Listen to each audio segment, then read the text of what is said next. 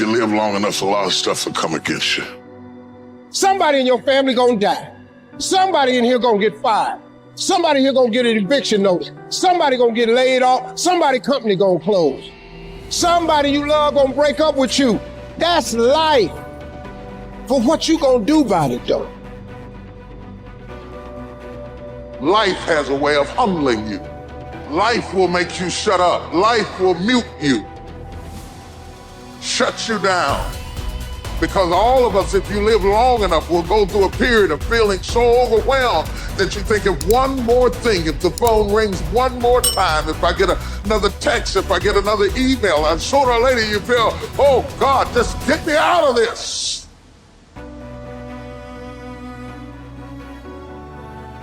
If somebody came and knocked you down, boom, and ain't nothing you can do about it. But if I come back a week later and you still on the ground, we got a problem. And some of you say, Eric, it ain't my fault. You right. The way you were born, what happened to you is not your fault. But doggone it, you still on the ground after 20 years? You have absolutely nothing to do with what happened to you. It's not your fault. You got knocked on the ground. You had absolutely nothing to do with that. And I'm not blaming you for that. But if I come back a week later and you still on the ground, that's your fault. If I come back a year later, you still on the ground, that's your fault. If you get knocked down, there's nothing you can do about it. But getting back up has every single thing to do with you. And you will promise me that from this day forward, you will not be defeated. You don't belong at the bottom, and it's time for you to get your butt from down there. It's time for you to stop being comfortable at the bottom. Get your butt up and get to where you're supposed to be.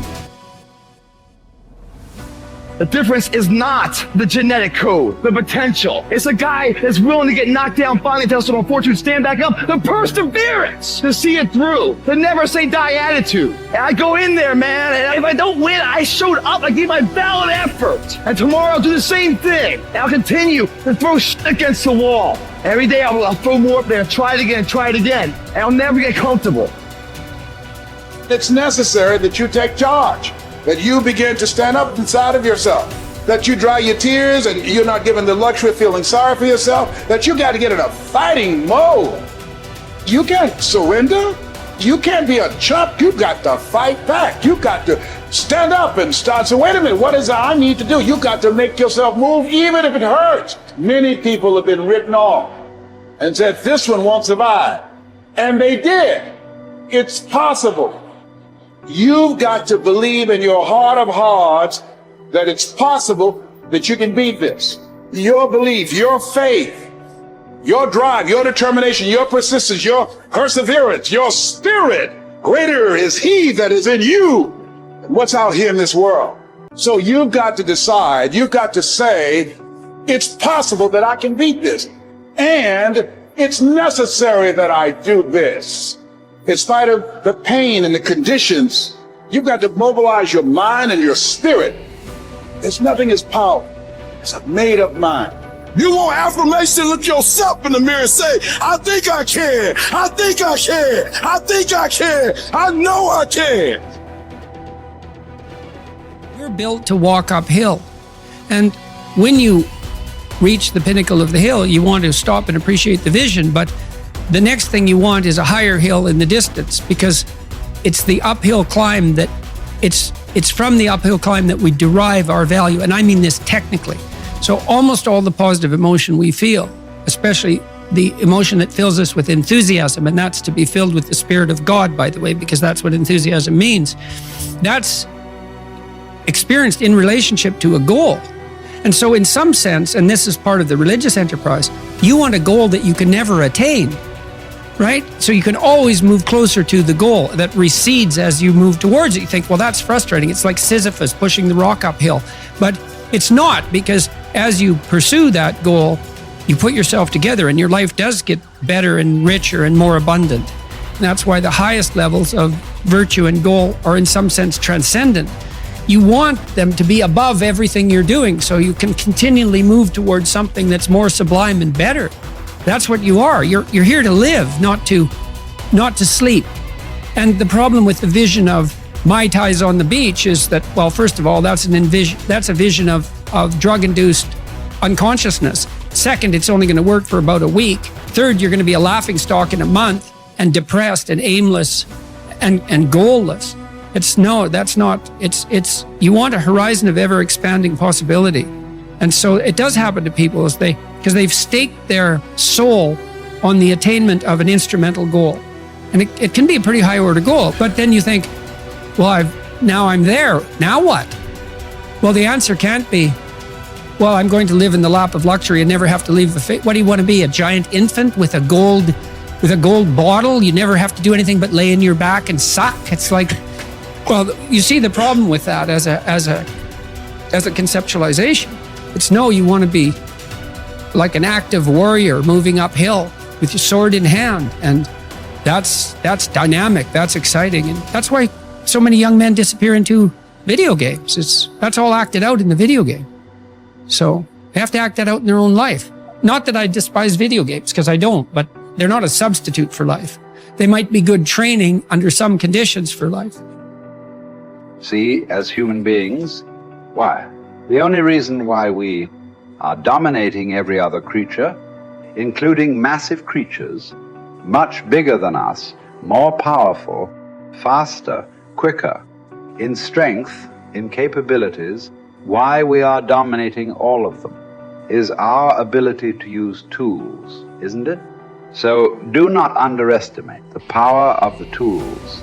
If I ask you to unscrew this screw in this furniture, you try with your hands, your fingers, your fingernails, they will all break and bleed, but the screw stays right there. I give you a little screwdriver, but you don't know how to use. You poke it here, poke it here, poke it here, poke it here. No use. Only if you put it right there and use it the way you must use it, suddenly another world, isn't it? Right now, the greatest tools that we have in our hand is our own body, our mind, our emotions, our energy. These are our tools. If you harness these tools well, you will live wonderfully. If you don't harness them, you will live badly.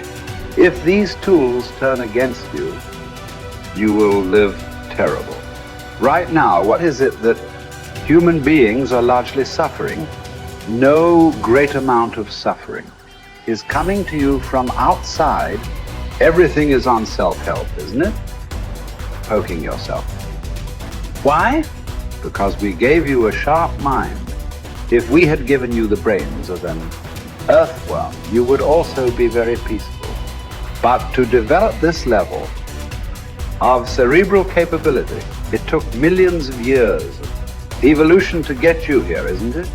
I want you to just imagine from a single celled amoeba to make you like this, how much work. And now you suffer this result. Essentially, what you're suffering is your own cerebral activity, isn't it? You have an intelligence for which you don't have a stable enough base, so it's poking you. Instead of being useful to you, it is poking you simply because this base is not stable.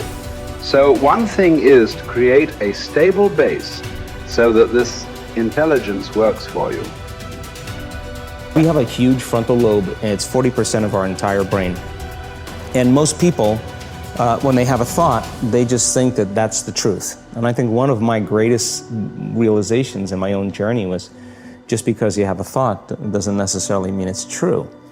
So if you think 60 to 70,000 thoughts in one day, and we do, and 90% of those thoughts are the same thoughts as the day before, and you believe that your thoughts have something to do with your destiny, your life's not going to change very much, because the same thought leads to the same choice leads to the same behavior creates the same experience, and the same experience produces the same emotion. And so then the act of becoming conscious of this process to begin to become more aware of how you think, how you act, and how you feel. It's called metacognition. And so then, why is that important? Because the more conscious you become of those unconscious states of mind and body, the less likely you're going to go unconscious during the day. And that thought is not going to slip by your awareness unchecked, because it means to know thyself. The word meditation means to become familiar with. So as you become familiar with the thoughts, the behaviors, and the emotions of the old self, you're retiring that old self. As you fire and wire new thoughts and condition the body into a new emotional state, if you do that enough times, it'll begin to become familiar to you. So it's so important, just like a garden. If you're planting a garden, you got to get rid of the weeds. You got to take the plants from the past year and you got to pull them out. The rocks that sift to the top that are like our emotional blocks, they have to be removed. The soil has to be tenderized and broken down. You have to make room to plant a new garden. And so primarily, we learn the most about ourselves and others when we're uncomfortable. Because the moment you move into that uncomfortable state, normally a program jumps in. When that program jumps in, it's because the person doesn't want to be in the present moment and engage it consciously. So when you teach people how to do that with the meditative process, it turns out that when they're in their life, they're less likely to emotionally react. They're less likely to be so rigid and believe the thoughts they were thinking. They're more aware of when they go unconscious back into a habit, and that is what starts the process of change.